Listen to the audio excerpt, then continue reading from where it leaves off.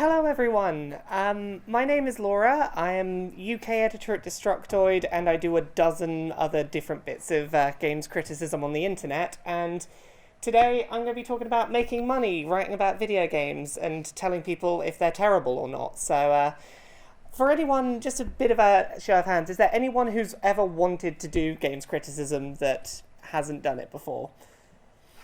Okay, so I've been doing this for about 18 months full-time as my job, and I'm going to basically, with my wonderful technically done PowerPoint that is in no way terrible, I'm going to try and sort of talk through the way that I got into doing this full-time as a job, bits of advice for those of you who might want to do it as a job, and hopefully some of the pitfalls and things to avoid along the way. So, if you want to write about video games, I've got a couple of bits to warn you before we start. It's going to be hard work in an overcrowded competitive field. A lot of people want to write about video games, and there are a lot of people who are willing to do lots of work for very little, if any, money, and that makes it very difficult to stand out and to tell people, like, yeah, you should give me money for this thing that a 15-year-old's probably going to try and do for free. Money is hard won, it comes in small chunks at irregular times, work can be unreliable. Basically, getting a steady stream of money coming in doing this is not easy. You will often just not have any money, which is always lovely. And you'll probably spend very little of your time actually playing video games. A lot more of your time will be spent doing writing and critical analysis and whatever actual work things you have to publish. You know, you'll spend a lot more time doing that than actually playing games, which is probably what you wanted to get into this for. That being said, I'm not trying to scare you away too much. It is still a pretty great job. All I do is I play video games and tell people about them, which, it's not the worst job in the world. Just be aware going in, it is difficult to make it into a profession that you can do sort of full-time as a job. Considering that this talk is about getting paid to write about video games, I know that it may seem very, very counterintuitive, but I'm going to start by talking about starting unpaid as a writer, which a lot of people, if you ask them about getting paid work in video games, will flat out tell you, never write for free. And the reason they'll say that is don't undervalue your work, don't become part of the system that encourages low-end work to be done for free by people who should be making money for it. I understand why people say that. I'm going to disagree, and I'll explain why. So, in theory, starting unpaid is not something that is necessary. In theory, you could just start pitching games websites, get your pitches accepted, and never do a piece of unpaid work in your life.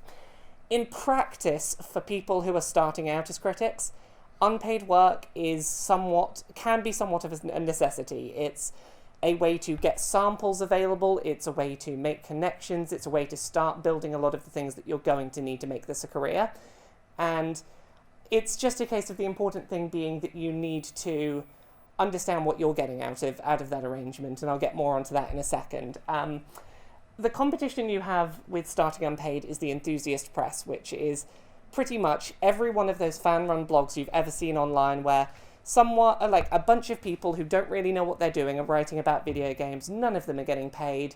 You see a constant turnaround of new writers. It's never reliable staff. And these are the people who, for a couple of weeks, get very excited about this, will crank out huge amounts of games criticism for free, then burn out and never do it again. You have to basically, if you're going to write for free, you have to work out which of those sites are actually going to give you something back out of that arrangement and which ones aren't going to expect you to do a workload that's going to burn you out incredibly quickly. So what are you getting from the experience if you're not getting paid? A good example for this, when I started writing for a website called MCM Buzz. I was not getting paid for any of that, and I stayed there for about a year.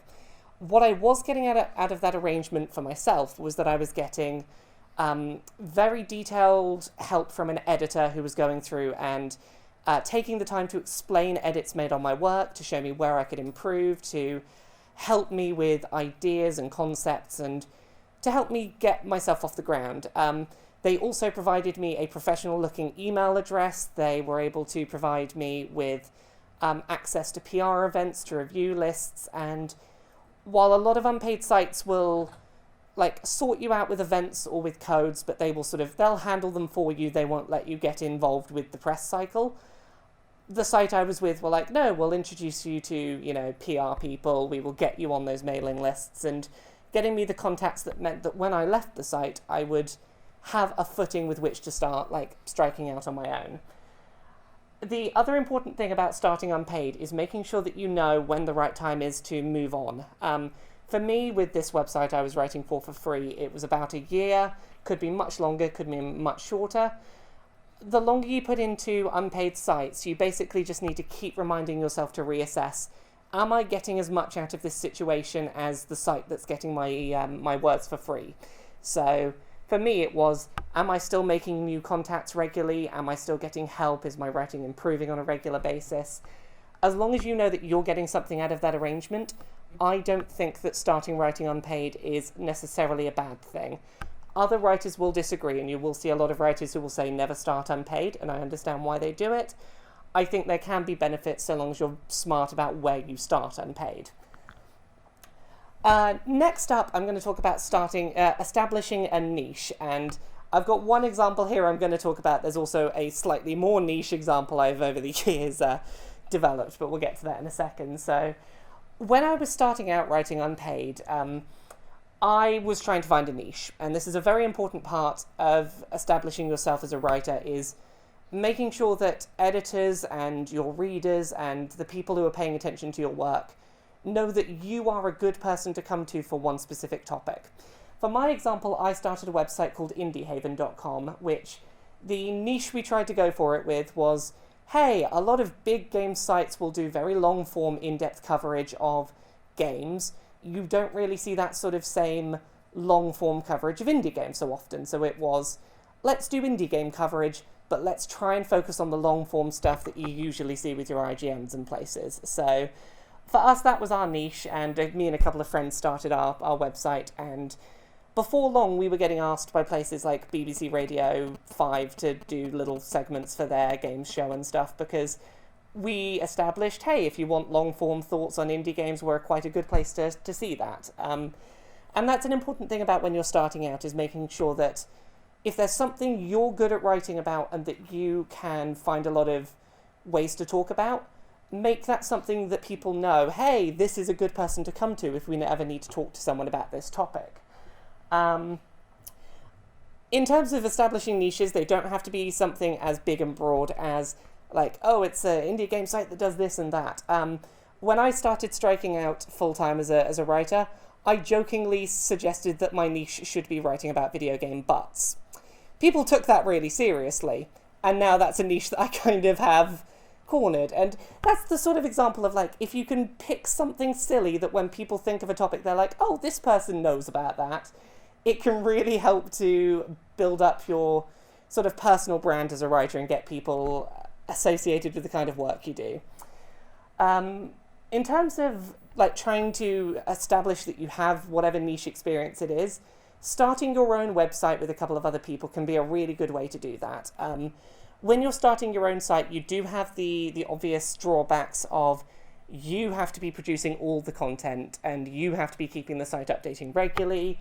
You don't have a lot of other people to rely on, but it does give you a very good avenue to establish that you have a base of knowledge about whatever niche it is, and establish yourself as the place to come for the kind of content that you're looking to make your niche. So it's an awful lot of work starting your own outlet, and it's more work to do that than it is to write unpaid for someone else, but it is a very good way of establishing that you know what you're talking about on whatever topic it is you want to be your niche. So this is the bit where we're finally going to get around to talking about actually getting paid to do writing, which has taken probably far too long to get to in this talk. So getting paid to do freelance work is the way that a lot of people get into games writing, and this is basically, you are not a member of staff that's salaried by any specific website. You will do one piece of work for them, they'll pay you, and then you are nothing to do with that site again.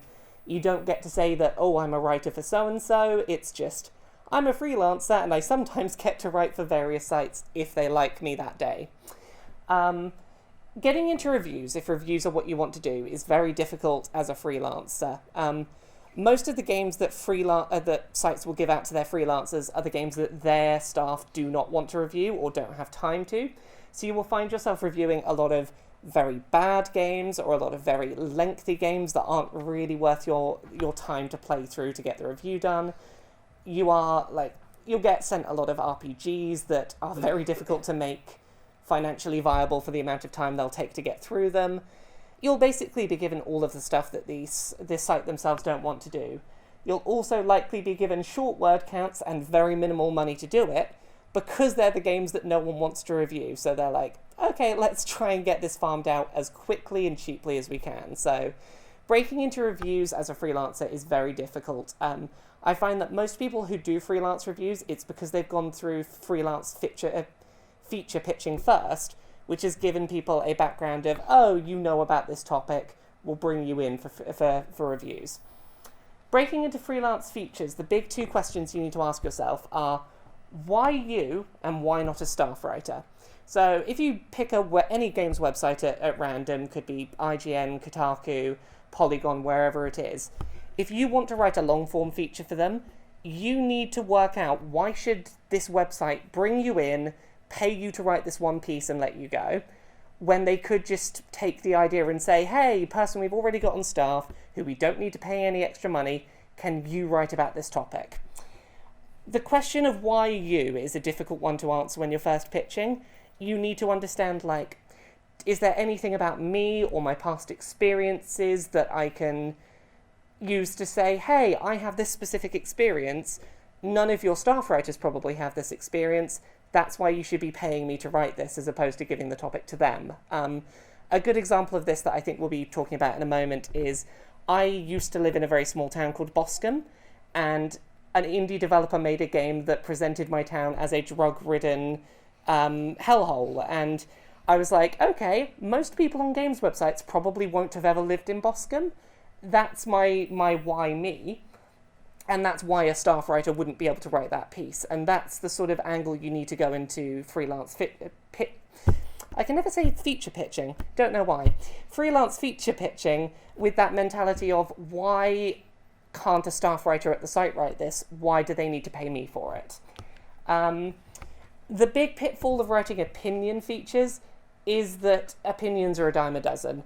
If you come up with a pitch for just an opinion without anything to back it up, any site you send that pitch to that's interested could probably very slightly tweak it, give it to one of their writers and say, hey, what's your opinion on this? And it'll be a unique piece. There's no reason they should bring you in unless you have something unique about yourself that influences that piece that you want to write. So this is an example of an early pitch I sent that got picked up by Kotaku. This was a piece I got to write, and it's the one that I was talking about a second ago. This one set in, the one about the indie game set in Boscombe. So the first thing that you need to make sure you do with a pitch is get your subject line right. You need something that is a couple of words, a sentence at most, that sums up what you want to write about. So in my example here, it was a drug-addled, riddled RPG town. It's a short sentence, it gets a punchy idea across, and that's the first thing that you need to get an editor's attention with and to get them to focus on. A good question for if you want to write freelance features is, can I succinctly explain what my feature pitch is in a single sentence, in an email subject line, or in a tweet? As long as you can boil your idea down to that sort of length, you've got a pretty good shot of having a concise enough idea that you can probably pitch it well. The second section of the pitch email that I sent is starting with flavor text. It's the sort of stuff that you might start an introductory paragraph of your article with. You can talk about, like, oh, I live in this place, and this is a background to where I live, and this is the game how the game portrayed it. This is where you give your sort of, here's a flavor of what I'm like as a writer, here's a flavor of my writing style, here's the introduction and the hooks I would use to get readers interested. Hopefully they get my editor interested. From there, you get onto the more sort of less descriptive and more direct talks about the piece you want to write. So my next paragraph there would be, I want my article to explore depictions of this town, the background behind why it might have been presented the way it was, my memories of the town, and interviews with people who live there. You then continue with, I want the article to be roughly this long. I'm looking to get paid roughly this much for it. And then you talk about yourself. You say, I've written for these places before. Here's some examples you can look at if you want to see full articles I've written. These are the things about me, and you close up with those. That last section is particularly important if you've never written for that particular outlet before, because if an editor has read through this email and is still interested when they get there, this is your chance to say, hey, you're interested, please pay attention to my work, please, those bits of work you show them at the bottom are going to be the things that they judge you on and decide whether you are a trustworthy person to pay for a feature with. I'll note on here that this initial pitch I didn't discuss money up front. I was very I'm thinking that the article's going to be this long, and I left it there. If you address money up front with the sites you're trying to pitch to, it shows a level of professionalism. It suggests to a lot of editors that you know what you're doing, that you've been in this game for a while, even if you haven't and you're just bluffing. It suggests that you are a professional who's not afraid to talk about the financial stuff going on. A lot of editors will see you address a price up front, and it will suggest to them that you are someone who's not going to need hand-holding too much and knows what they're doing. I will get onto this again in a little bit, but if anyone needs to ever ask about what sort of prices should I be pitching for various outlets, drop me a tweet or something. There'll be details at the end of this talk. I am happy to give rough guidelines of what sort of prices you should be pitching for different outlets, which is information that's not very easily found when you're starting out. So, essentials of pitches. The first thing you want to know if you're pitching features is the editor I'm pitching right now taking pictures? The easiest way to do this is go on Twitter, find that editor, and just say, hey, do you have a budget for feature pitches at the moment? We're living in an age where editors are incredibly easy to contact and get quick answers out of, and at least that way you can get an answer up front before you waste your time writing a pitch and tailoring your pitch, to at least know, yes, there is money. If I pitch this and they like it, they can pay me for it. We touched on this before, but the next thing you need to do is make sure that your pitch can be summed up in a sentence, a tweet, a subject line, or a title. A lot of times when I've had freelance pieces accepted, it's because when an editor has said, yeah, I've got a budget right now, I've tweeted back, hey, this is what I'm looking at. Does it sound interesting? Should I pitch it? And if you can get all of that in a single tweet, it shows that you've got a very concise idea of what you want to write about, and that you know what your focus of the piece is, that you're not going to be drifting kind of around a point, not really sure where you're going. If it's an opinion, we talked about this before, what about you is it that informs your pitch and that says that I am the only one who can write this? That is definitely important, because if you don't have that, it's very easy for a site to just get their staff writers to do it without having to pay you. Keep your pitches under 200 words. Ideally, the shorter your pitch email is, the better, because as an editor, I can promise you I get so many emails in a day from people trying to pitch work that if I'm not immediately caught, or an email is waffling on and not getting to its point fast enough, I will just move on to the next email, because I get close to 1,000 emails a day. I don't have time to read a long rambling essay about why I should bring you in to do work. And it's unfortunate. It's just a reality of the way that workflow works for editors. Don't worry if you don't hear back from an editor. When I started out, I got very disheartened with the number of pitches I sent off that didn't even get a reply. There are a dozen different reasons why you might not get a reply from an editor. It could be that that editor doesn't have a budget right now, or it could be that they're busy on a work trip, or it could be that they've got other things going on that are going to conflict with it. And often they don't have time to get a reply, but that doesn't necessarily mean that they didn't like your work, or that they didn't like your pitch, or that there's anything wrong with you and the work you're putting in. So you will get a lot of rejected pitches when you're starting out. Don't let that dishearten you. You have to just keep pushing through and keep pitching articles. Talk prices up front and deliver on time. So, as I said before, talking prices up front shows a level of knowledge of what you're doing. It suggests that you have been in this for a while, and it tends to leave an editor feeling confident that you know what you're doing and that you won't require too much hand-holding. Even if they are not happy with the price you suggest and you have a bit of haggling back and forth, it puts you in a position of knowing what you're doing. Delivering on time with your editor is probably the most important thing if you're starting out with a new site. If you are given a deadline initially and you don't think it's reasonable, it's like, I don't think I can get it done by this deadline, tell your editor straight away. Because if you are late delivering your first piece with a new editor, that will linger with them, that idea that, yes, I can get this person to do work, but I won't necessarily have it when I'm supposed to. It's definitely important that you keep your editor in the loop as well. If you agree to a deadline that seems reasonable, and then something comes up with other work or a personal commitment, and you realise, oh, I'm now not going to make that deadline, even if it's just a case of it's taking longer to write and research than I thought, let your editor know straight away. Editors understand that sometimes problems will occur. As long as you keep them in the loop as early as possible and make sure that they know what's going on, it is so much easier to keep that working relationship going well, because they know, okay, you were professional enough to not be afraid to tell me stuff and you kept me in the loop.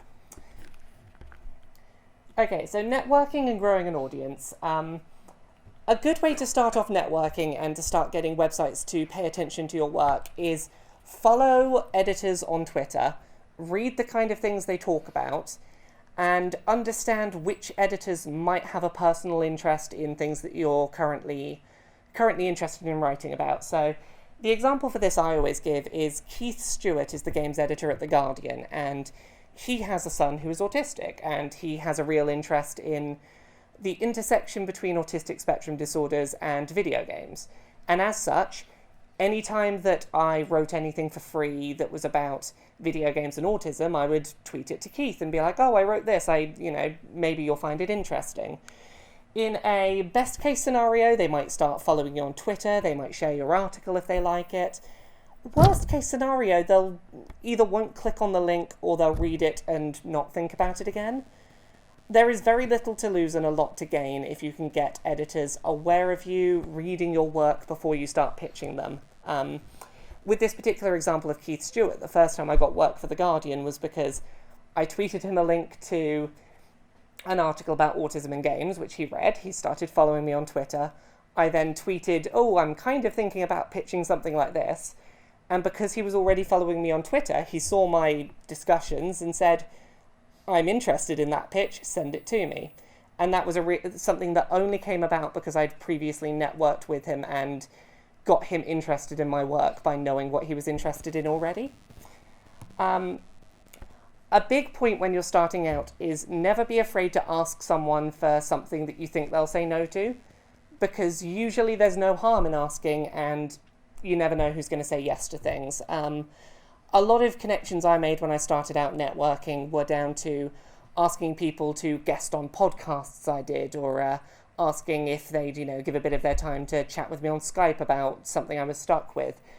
And a lot of these will just not get a reply, but the people who say yes when you expect they'll say no are the people who will end up pushing your career forwards, the people who will remember you, they'll remember that you took a chance to ask for help, and those connections tend to stick for a long time. Podcasting, video, and investment in personality are really important parts of networking and growing an audience these days.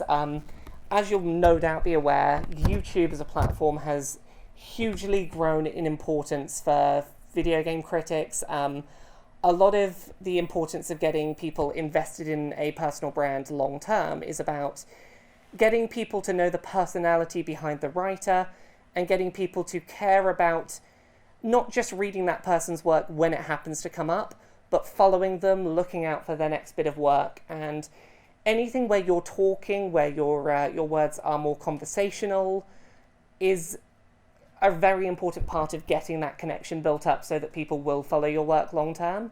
The best ways to do that are video and podcast work, just because of the conversational nature that both of them can have. It's a much better way of building relationships based on personality.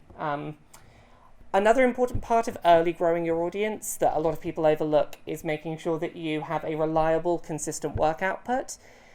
It might not be as often as everyone else, but you need to make sure that people who like your work know when they can expect to see more from you. It might be daily content, it might be weekly content, but make sure that it's, oh, if I go onto YouTube, there'll be videos Monday through Friday, and if I go on Twitter, they'll have probably written something these days of the week. Having that reliability in output when you're starting out is really important for getting people to not just read your content, but to come back to it and to try looking at it again and to start following your work more closely than they would otherwise. And the last one would be physical networking events, which is events like this where you can go talk to people who are already writers or who are already making games, and to just get chatting to them, to make connections, to make yourself memorable. And the big reason this is really important is, let's say you went to an event and met an editor from a website and you wanted to pitch them later on. When you send them that pitch email, if they remember you and they're like, oh yeah, we met already, you were very nice, that little bit of connection they remember is going to make them much more likely to read through your whole pitch email than if they just received that email from a stranger. So that is the big important bit of getting networking events done if you can. So I'm going to talk a bit about Patreon now, which is another method of going through funding writing. Patreon is basically a method where creators are supported by their audiences with small donations that add up to be enough to make a salary. It requires an established audience to really work as a model. I've seen a lot of people who start Patreon campaigns when they don't really have an audience yet, and Patreon's discoverability tools for content really don't reward using that as your big place to grow an audience. Most people I see who start a Patreon when they don't have a big audience following already will have very little success with it, with very little money coming in. They will find that because there's so little money coming in, the incentive to do the amount of work they've promised is minimal, and you find them cancelling their Patreons and then starting them up again down the line and having a harder time because they already tried to promote it once. And that can be difficult. An estimate I've seen used for Patreon as a way to estimate income that has held fast for me over the last couple of years is look at the number of followers you have on Twitter, divide that by 8, and that is a rough guideline for how many dollars a month, US dollars, you can expect to make on Patreon. That has held true for a lot of creators.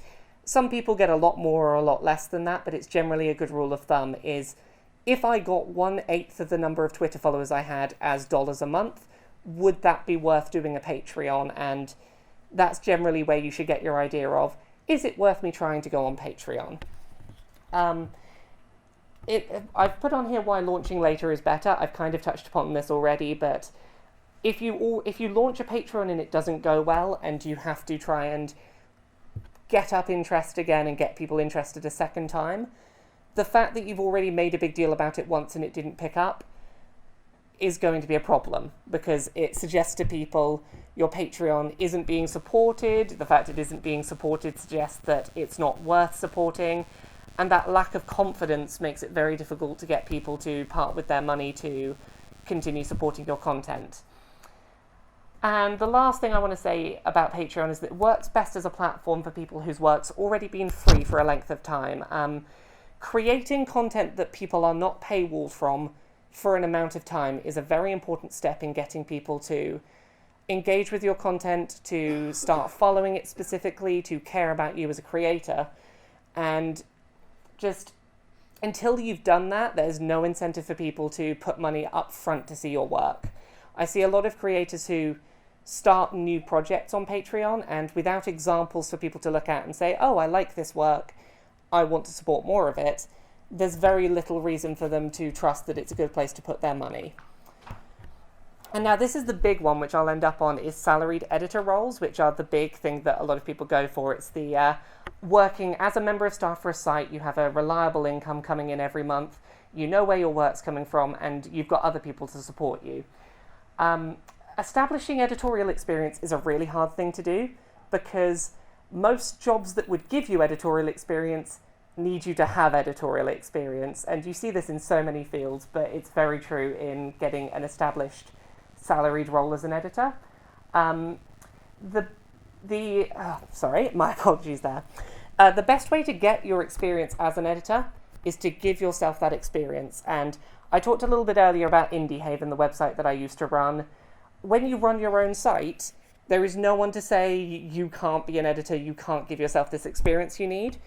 And that is the best way I know of to get yourself that experience, to basically like start running staff meetings with the people you've got writing with you and do all your sort of organizational tasks. Any of those editorial jobs you can give to yourself, you can then go to an editor later on and say, hey, look, I don't have any formal experience, but I ran weekly staff meetings for this site and I managed their workflow output, so we were getting daily content. And those are the things you can show to an editor which will get them to take you seriously for salaried editor roles. It's also really important to understand the difference between editorial experience and writing talent if you're going for a salaried role at a website. A lot of people will make the mistake of assuming, I'm good at writing, therefore I'd be good as an editor.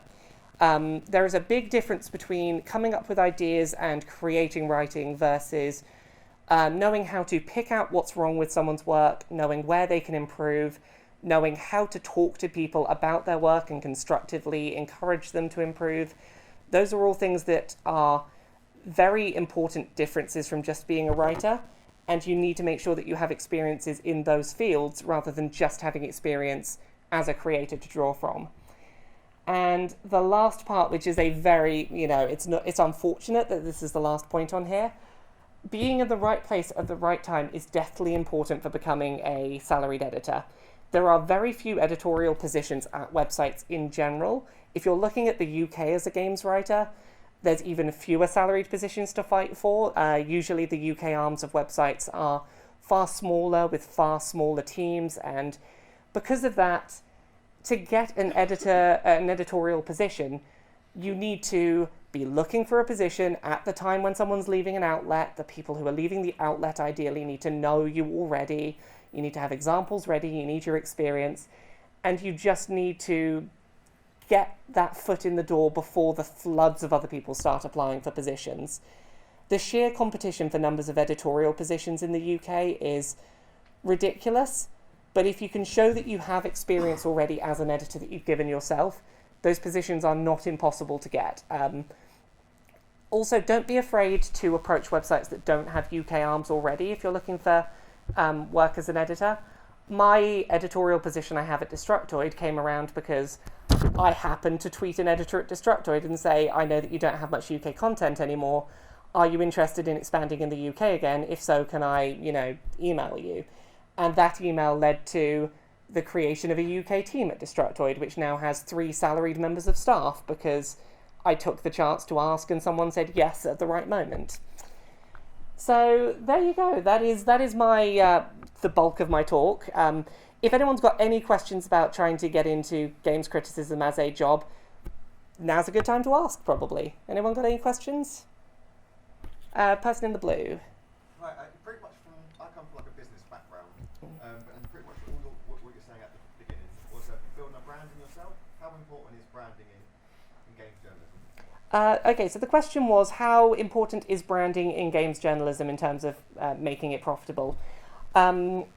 There was a time, definitely, if you look back a few years, where you could just get by on writing talent alone. And I think the reason that I would say having a personal brand is now really important is the sheer level of competition between other people who are looking for these roles, as well as the fact that the growth of YouTube has meant that a lot of people are establishing themselves as brands already and getting their personality out there. And you're having to compete with those people as well.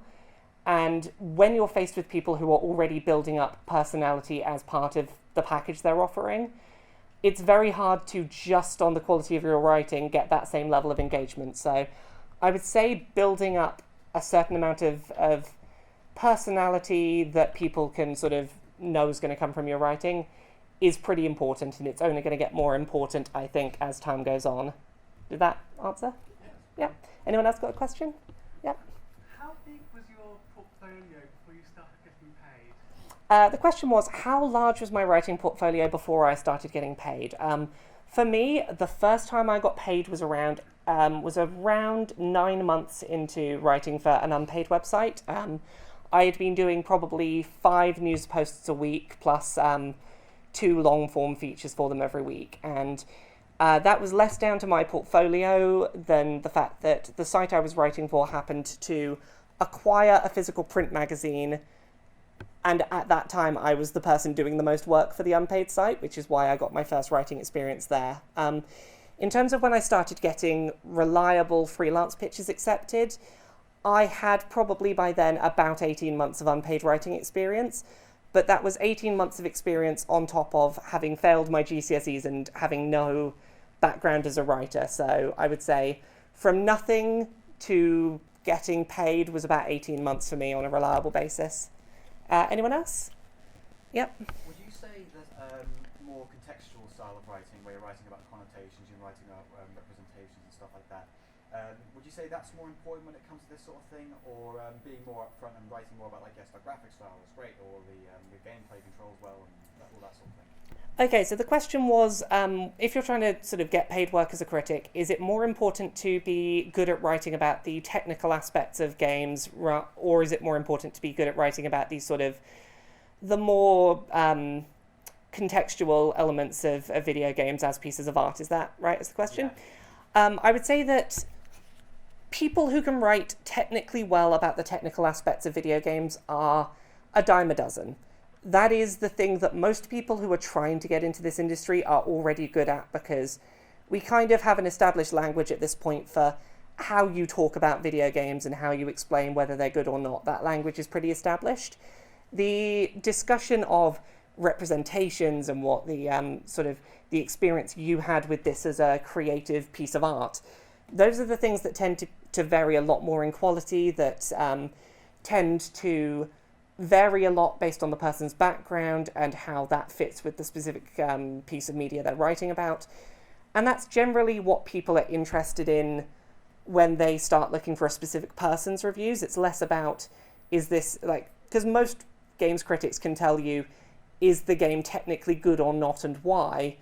But that sort of look of, oh, I tend to like games that are like this. What does this person who I know their thoughts, what do they think about those topics in this game? And those are generally what will help you stand out better. And I think it's if you're going to focus on one over the other, I'd say it's more important to focus on the stuff that's not you're writing about the technical aspects, because that can generally, a good editor can ask you the right questions to push you in the right direction for those technical aspects.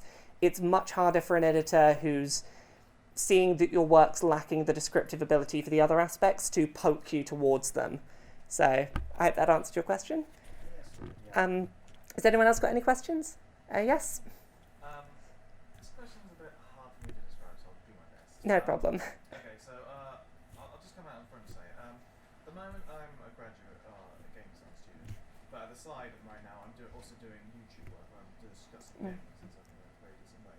And I've chosen to go under another alias and stuff because I feel very much that there is a sort of judgment mentality as to being a critic and being a designer. And I'm curious to know what your thoughts are on this. Okay, so the question is basically, what do I think of the idea of straddling the line between criticism and development and doing both alongside each other? Is that a fair way to put it? So I do have a background in this I can talk about a little bit. I am primarily a games critic, and that's what I do full time, but I have also dabbled in game development. And I think there are definitely some insights into game criticism that can be gleaned from being a designer or a developer. There are definitely things about the industry that you don't understand until you've tried to put a game together and tried to take it to an event and experience that side of events. The important thing is to make sure that your audience know there is a clear divide between your critical work and your development work, and to make sure that at no point is your criticism in direct conflict with your development. So the obvious areas of conflict would be, I have developed a first-person shooter, I'm now reviewing another first-person shooter that's going out on sale, like, you know, pretty head-to-head with the one I've developed. There would be reasons for you not to review that, you know, one that you didn't work on, because there would be a perceivable benefit to you pretending that a game was worse so that yours would look better by comparison. Those are the kind of things that your audience would be concerned about happening if you're straddling that line. I understand the reasons to sort of use an alias to sort of separate the two out. I think that the drawback there is if it's ever discovered that, like, not through your will, it is discovered that this critic and this designer are the same person, you will get a lot of scrutiny when that comes out of, yeah, why didn't you tell us? The fact you didn't tell us suggests you were trying to hide something. The suggestion I would make is be open about it from the start. Say, yes, I develop, I also critique. This is where that dividing line is. These are the projects I'm working on. These are the biases I might have. And to just address those things up front rather than trying to bury them. I appreciate that's probably not the answer you want to hear because it's the scary answer, but I think being open about it long term is a much better approach to it. I've been very open on it on the game design side. Yeah. Are you hoping to use my game criticism as a way to maybe get into Q&A? I've known people who've taken the approach of using criticism as a way to get into QA testing. For me, that's not a path that's ever interested me because it's the talking to lots and lots of people about video games that I like, and having to play games and not be able to talk about them doesn't appeal to me. But there are people who've used that as a background, and understanding the technical aspects of video games as a critic definitely is a background that's beneficial in QA, and equally you can do the same the other way around. If you have a QA background, that can lend insights to criticism, but I wouldn't say that they're necessarily pathways that you have to use to get into either one. Yep, has anyone else got any questions? Yes, I haven't asked one from you yet. How much time do you spend doing things kind of for work on Twitter? The question was, how much of my day do I spend doing things for work that are on social media? And the answer is more of my day than I would care to admit. So here's the thing. We're getting into an age where, as I said before, personality is becoming more and more of a key part in establishing yourself as a critic, and a big part of that is engaging with an audience and, like, not only establishing a personality, but when people have questions for you, like, being around to answer them. And I have multiple monitors at my work desk. I will generally have TweetDeck, which is a program for having multiple Twitter accounts open, running on one window. And if I won't look at Twitter like regularly, but I will, between jobs when I finish things, I'll be like, right, okay, I finished this particular task. Let's hop over to the Twitter tab, see if any like app messages have come through that I can respond to nice and quickly. The benefit of Twitter is that you can very quickly respond in a few words. The fact that it's a short response doesn't come off as you not giving someone the time of day, just because it's the expected nature of the platform. And you can very quickly go through a lot of people and be like, hey, I paid attention to what you said and engaged with you. And in the least cynical way possible, that is a really good way of being an actual human being on the other side, which definitely helps with people long-term wanting to support your content. So the simple answer is, between jobs, I'll generally scroll through and answer what I can on Twitter, then jump back into a job and not look at it for another few hours. But I do usually have it open all day. Any other questions? Yes. Is blogging worthwhile at all, or is it seen as more maybe hobbyist? The question was, is blogging worthwhile, or is it seen as more hobbyist? Blogging can definitely have its benefits in the same ways that starting unpaid work for websites or starting your own website can have, in that it gives you an opportunity to put out your own content, to be entirely in charge of what you're creating, and it does give you somewhere to post content to build an audience with. I've definitely done blog style content before, and the biggest problem you have with running a blog as opposed to running, say, if you started your own multi-person website, is that you are the only person responsible for updating it, and that makes keeping content output on a reliable schedule a lot more difficult. I know a lot of people with blogs, because of the informal nature of them, will start putting work out very regularly initially and then find it very easy to sort of drift back and post less regularly just because a blog feels informal in that fashion. And I think that that's the big problem with blog content is it's very easy to get into the trap of putting less content out, and you haven't got other people to back you up in those times and to help push content out when you're not doing it. So, like, I think in terms of the content you're creating, there's no harm in doing it as a blog style. It's more content output that tends to suffer from it. Yeah, any other questions? Yep. With regards to like ethics, when do you think it should be full disclosure? For instance, say if you was going to a gaming event for like a press event for a new and upcoming game, and there was like rooms with like free food and drink. Do you think that should be like fully disclosed at the beginning of your article?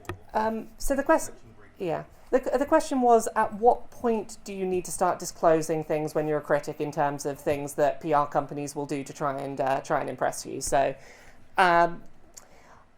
It's a very difficult line to work out where you should draw that line, and the safest answer to that question is just disclose everything. If there's anything where you have to question, like, would people maybe think this was a conflict of interest?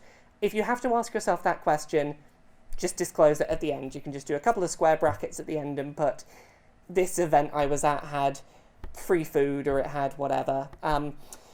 It varies from time to time. I'm trying to think of recent examples I've had.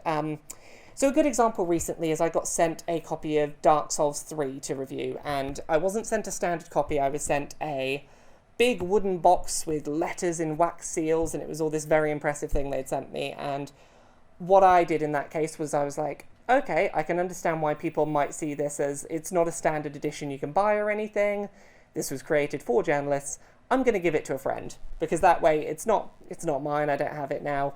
It shouldn't be a factor, and in that case I didn't feel the need to disclose it in a review because, you know, it's not a thing I kept a hold of and I just gave it to someone else. Had I kept a hold of that, I might have put at the bottom of the review, hey, so they sent us an edition of the game that isn't one that you can buy, but, you know, this is what the game is. Yeah, just generally, if you have to ask yourself, should I disclose this? That's a good idea to say, yes, I should. That should usually be the answer if you have to ask yourself that question. And we've got time for one more question. Does anyone have a last question? Yeah. How long would you typically spend writing a feature? How long would I typically spend writing a feature was the last question. And what I would say is, first draft, I tend to do about 500 words in 15 minutes on first drafts. Like, if I've already bullet pointed out, like, roughly what I want to say, it's like 1,000 words, I might spend an hour doing a first draft. I tend to leave it at least, like, until the next day if I can afford to, before coming back and spending another, like, I'll usually spend at least as long as I spent writing it, going back through and doing a first edit pass. If there's time, I'll then do a second edit pass, which will again take as long as the first writing of it. But generally for me, an hour for a 1,000-word draft, and then I'll try and go through that with a fine-tooth comb a couple of times before I put it up. So, yeah, apparently this is the end of my time. So thank you very much. Yay!